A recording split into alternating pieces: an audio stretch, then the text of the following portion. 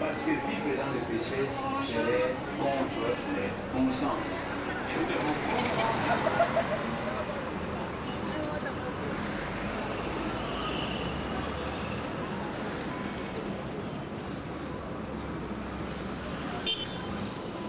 Il y a des gens qui se disent que voilà, la mouche est très sale, tout ça. Mais moi, j'ai observé la mouche à travers les loupes. J'ai remarqué que la mouche est drôlement belle.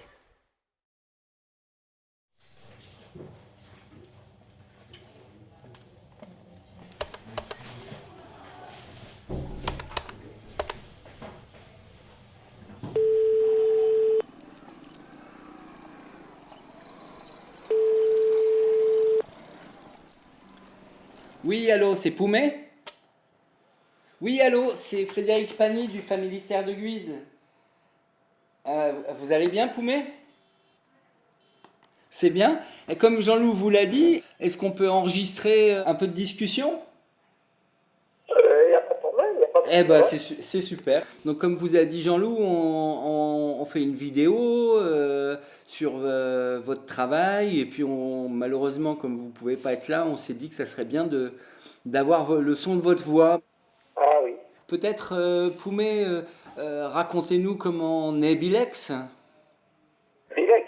Oui, Bon, en fait, le nom là, Bilex, c'est un mot qui vient de Bill. B-Y-L. Bill, Ouais. c'est-à-dire la personne qui ne voit pas d'impossibilité. Il peut vraiment tout faire, quoi. Donc lui ne voit pas de limites. S'il y a de moyens, lui s'élance, quoi.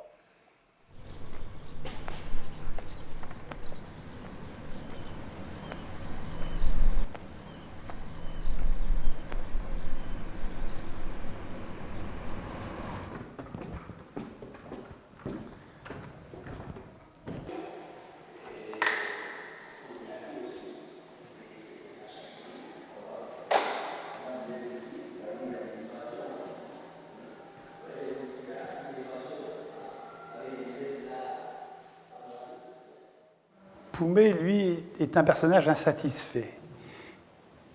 Il a, dans les années 90, il a un peu moins de 30 ans, quoi. Et il cherche à trouver sa voie. Il a été professeur d'école, et puis finalement, il n'a pas aimé plus que ça enseigner aux enfants. Donc il a quitté ce métier, et puis il veut à tout prix essayer de trouver une autre place dans la société. Où c'est là où il dit avoir une révélation par Bilex, cette espèce de personnage qui devient le sien. Il devient le sien jusqu'à l'incarner complètement, puisqu'il change même le nom de son passeport en s'appelant maintenant Poumet Bilex. Son nom étant Poumet, avant, il n'avait pas de prénom, c'était le nom de sa famille. Il m'a dit qu'il n'avait jamais eu d'autre nom. Donc Poumet Bilex est devenu en réalité un double qui est devenu lui-même. Donc c'est ce jeu, quand il parle lui-même de Bilex, il parle comme si c'était à la troisième personne. Mais c'est lui qui l'habite pour pouvoir, effectivement, dans toutes ses créations, qu'il habite pour pouvoir lui faire faire ce qu'il a envie de faire. Donc c'est son génie inspirateur, en quelque sorte.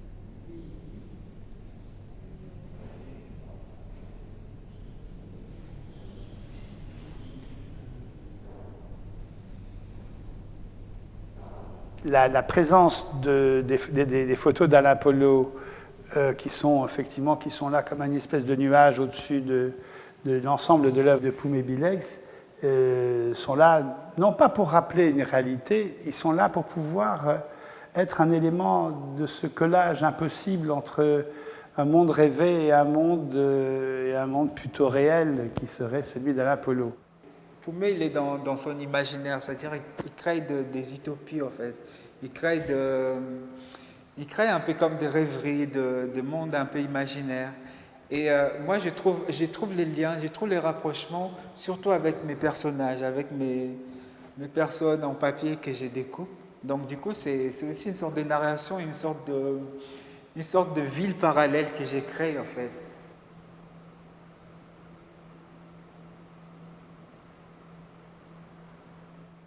Les deux visions ne se rencontrent pas, aussi bizarre que ça puisse paraître, mais elles cohabitent.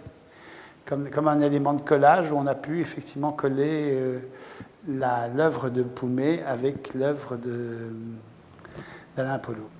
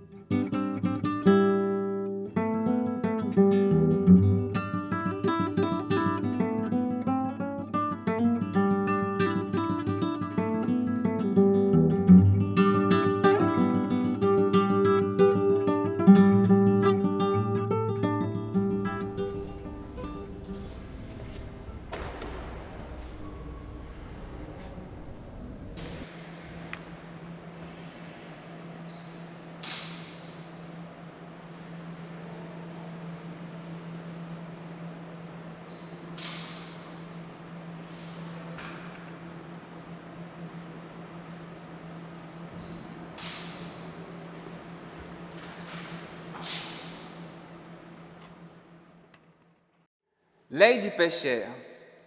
L'œil du pêcheur a été imaginé pour désigner un homme à la tête macrocéphale, surdoué par son intelligence.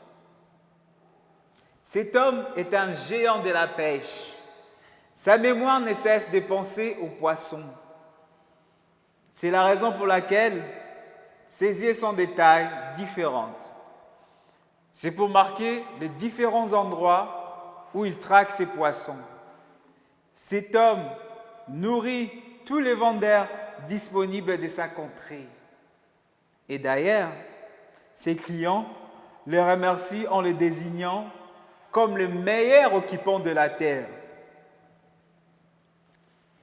Ce pêcheur a la beauté inquiétante, rivalisée à la beauté magique incompétente et meilleure, c'est-à-dire une beauté sans capacité d'adaptation aux réalités de la vie courante et nulle. Car la beauté seule ne suffit pas. Signé Poumé Bilex, 2016.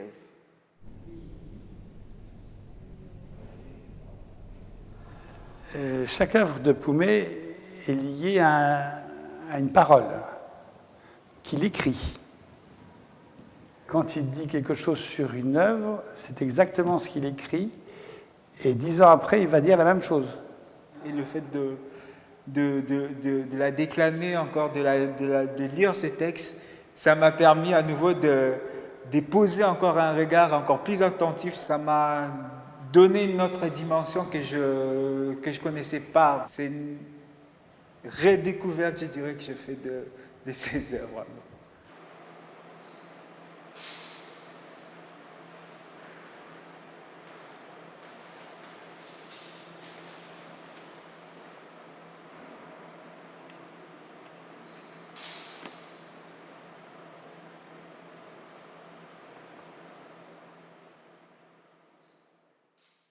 Bilex est un personnage que je rencontre à Kinshasa dans les années 90. Je vois un jour une sculpture un peu bizarre dans une toute petite exposition. Et puis j'ai remonté la piste pour savoir qui il était. En réalité, cette sculpture est une sculpture qui est sa première sculpture jamais faite, qui a demandé 6 ans de gestation, dit-il. Et elle va être totalement fondamentale de quasiment toute son œuvre, parce qu'en réalité, toute son œuvre est toujours une projection en maquette de ce qu'il veut voir en beaucoup plus grand plus tard. Et donc c'est là où je rencontre ce personnage qui me raconte comment il est un jour investi par Bilex, qui vient lui apporter la vérité et lui dire de faire un travail de fond pour pouvoir changer la société et changer le monde et le rendre meilleur et le rendre plus fraternel, parce que la moitié de son travail est une œuvre morale.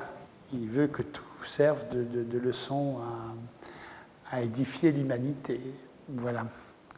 Donc on est vraiment dans le cœur de ce qui va être fondateur pour lui de la ville, de son œuvre, de la société et de l'ensemble. C'est en ça que cette sculpture reste essentielle pour pouvoir éclairer l'œuvre de Bilex.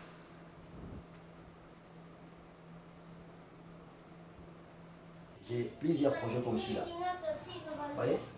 Et quand je voulais par exemple réaliser l'avion de 24 étages d'Aline Soukou, hein?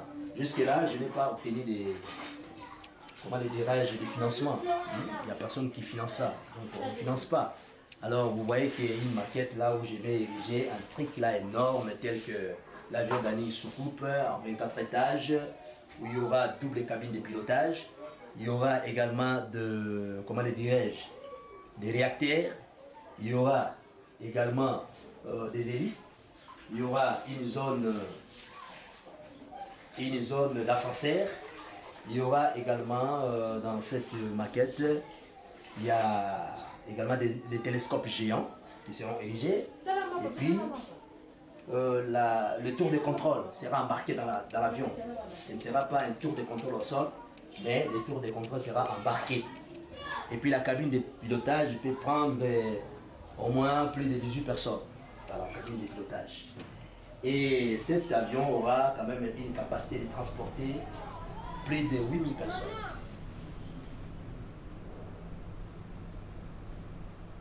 Les nids de canards. Les vivipares tels que les canards ont beaucoup influencé la race humaine. C'est là dans la construction des bateaux antiques et c'est du Moyen-Âge. De par son bec et son cou semi-allongé, les canards qui, par son corps très rembourré, évitant les angles droits, nous mènent à la conquête du lix. C'est-à-dire un lix qui interpelle l'amour, la douceur et enfin l'harmonie dans la conquête des courbes. À partir de cette base initiale, l'univers du design a établi de nouvelles bases sur les constructions futuristes, parmi lesquelles l'art Bilex vient de proposer le prototype modèle d'un lit baptisé nid de canard. Bref, le nid de canard est conçu de manière à influencer des bons sommeils. Signé Poume Bilex 2011.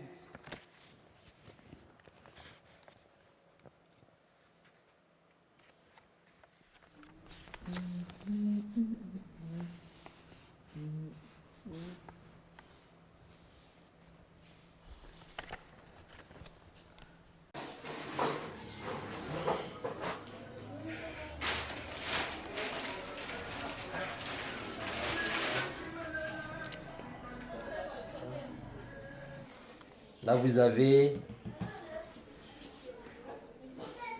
les immeubles hôtels ici, à côté. Hôtel. Et puis là, ce sont des loyers. Ce sont des loyers, donc des immeubles et loyers. Donc ici, il y aura une école, centre de santé ici. Il y a les Nganda là-bas. Ici, il y aura, là, on voit des chairs, des pasteurs. Là, il y aura les pompes funèbres. Ici, il y aura maintenant un cimetière, ici. Donc nous nous sentons un peu noyés. Hein? Il y a le silence qui se côtoie avec les bruits, vous comprenez? Il y a la perfection qui se côtoie avec les désordres. Donc c'est comme ça. Donc c'est vraiment un mosaïque, quoi. Donc chez nous, tout se côtoie. On n'a pas besoin de dire que voilà, quand moi je viens de me construire une maison ici à côté, je ne peux pas chercher à avoir un voisin qui n'a pas assez de moyens comme moi, mais qui se met à mes côtés, non.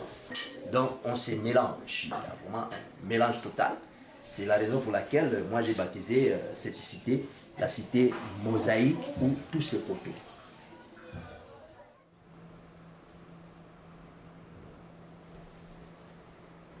Poumet veut vraiment changer le monde, quoi, veut vraiment participer à le redéfinir, à lui donner de l'ordre, parce qu'il y a toujours de l'ordre dans ce qu'il fait, même s'il y a des éléments de désordre toujours, et des géométries, donc des espèces de sens qui vont se croiser systématiquement dans ce genre de travail. Dans son travail, c'est un peu le côté futuriste, c'est une sorte de projection qui n'a une projection par rapport à certains besoins, par rapport à son observation aussi de l'environnement, de la société, qui est vraiment décalée de la vraie vie en fait. Toute une partie de l'œuvre que l'on va voir, c'est une société qui va être quand même, qui va être régie par quoi? Par un certain nombre de valeurs.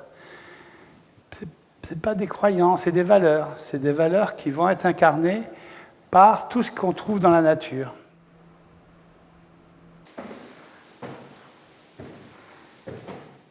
Pour montrer que l'homme nouveau existe, il n'y a pas que la ville qui est difficile à construire, il y a son costume qui peut être plus facile à construire que les autres choses.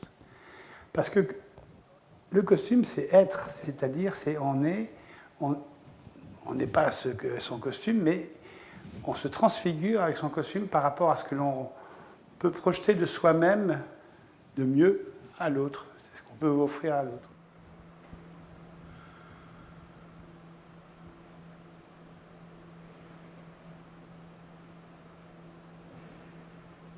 Avec le costume, bien entendu, les chaussures. Et toujours sur un modèle scientifique, c'est-à-dire qu'il faut que la chaussure soit éternelle, qu'elle puisse avoir, elle a une molette et elle a des extensions pour pouvoir grandir en même temps que l'on grandit. Donc toutes ces chaussures sont toutes des chaussures effectivement assez amusantes, mais qui sur le fond, rentre toujours dans cette même logique de l'homme nouveau qui s'habille avec, dont tout doit être nouveau, et avec la même force symbolique dans tous les éléments. Et ça, c'est de la ville jusqu'à la godasse, quoi. Enfin, on va dire ça comme ça. À la chaussure, pardon.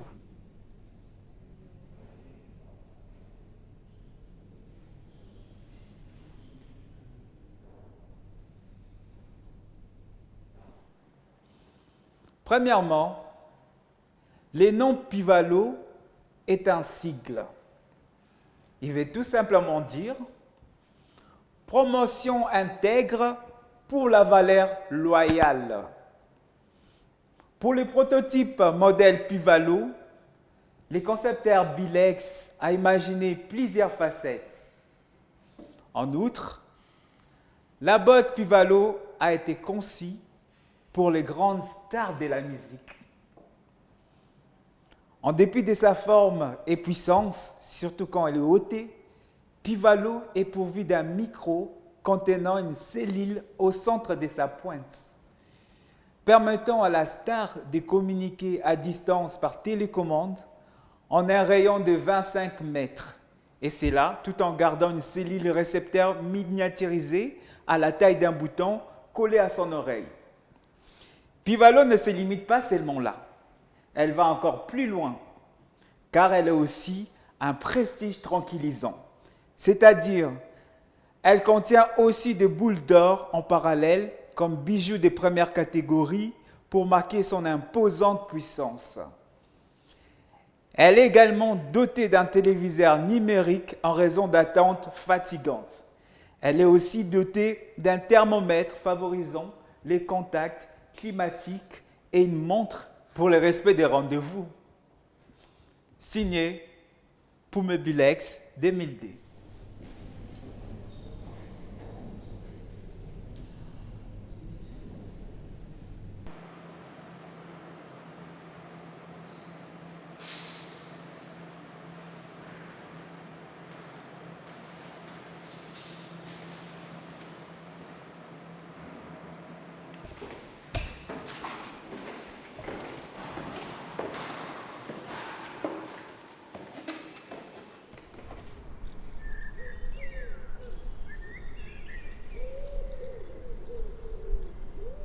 On peut dire que la place de Bilex dans le Familistère, de façon comme ça temporaire, participe à faire d'un projet qui est un projet patrimonial, toute la revalorisation du Familistère, donc par rapport à son histoire d'une utopie réalisée, est aussi de pouvoir montrer que le monde continue à se rêver, c'est-à-dire que là, au Congo, il y a des gens qui rêvent le monde et qui rêvent le monde moderne, le monde de demain.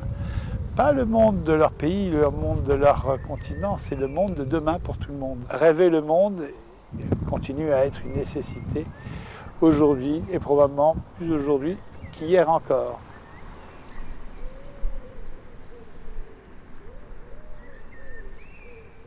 Et dites, Poumé, pourquoi faire des œuvres d'art avec tout ça? Pourquoi Bilex il se met à faire des œuvres d'art? Donc pour moi, l'œuvre d'art, c'est une expression pour moi, c'est vraiment une expression. J'essaie un peu de m'affirmer. Parce que jusque-là, je n'ai pas encore eu ce que je suis en train de chercher. Je suis toujours en train de faire des recherches. Mais pour ce qui est de la finalité, ce sont les moyens qui me limitent. Mais je n'ai pas encore réuni tout cela. Je ne fais que me casser les os en 16. Hein? Je me casse les os en 16, mais je ne suis pas encore arrivé à l'objectif que je suis en train de poursuivre. Quoi. D'accord, hein? d'accord. J'ai une volonté. D'accord, c'est super. Très bien, très bien. On espère vivement avoir l'occasion de vous voir un de ces prochains jours, Poumé. Ah oui. Merci beaucoup. Merci beaucoup, Poumé. Ok, de rien. Au revoir. Au revoir.